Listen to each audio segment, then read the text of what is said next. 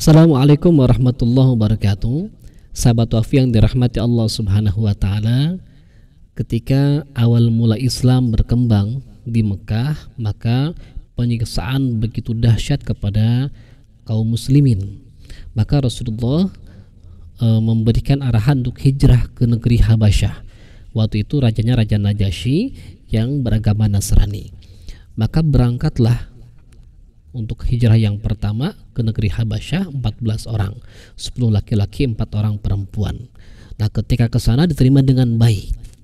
Nah, ketika kaum muslimin yang dipimpin oleh Utsman bin Affan kemudian berangkat ke Habasyah selama 3 bulan, setelah 3 bulan ada satu kabar bahwa kaum kafir Quraisy takluk kepada Nabi Muhammad. Apa yang terjadi?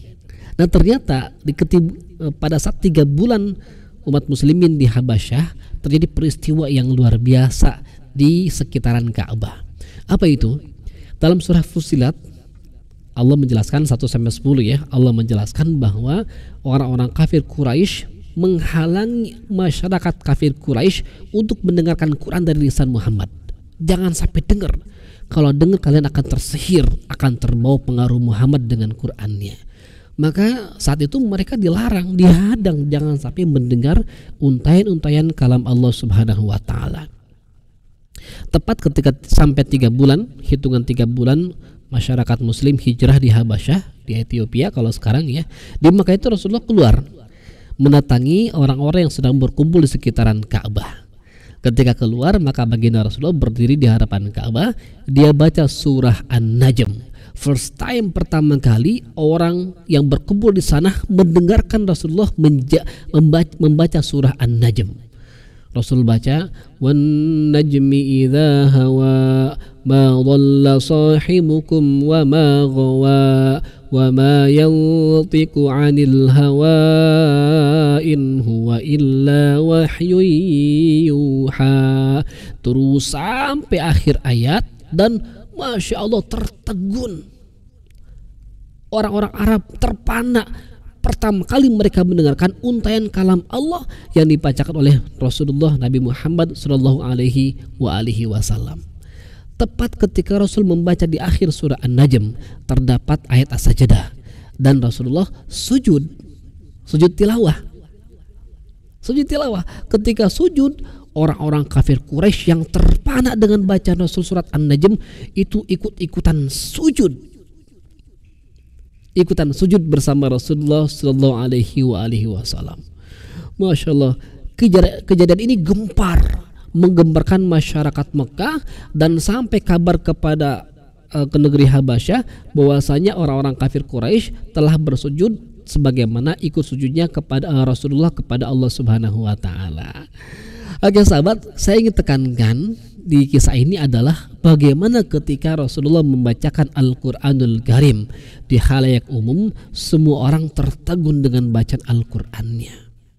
Di sini ada mukjizat, ada i'jaz, ada melemahkan, bahwa Al-Quran melemahkan ego orang-orang kafir Quraisy yang sangat kuat.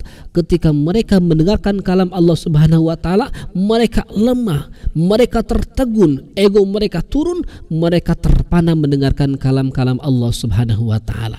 Bahkan ketika pembacanya Rasulullah sujud, mereka enggak terasa ikutan sujud bersama Rasulullah Sallallahu Alaihi Wasallam.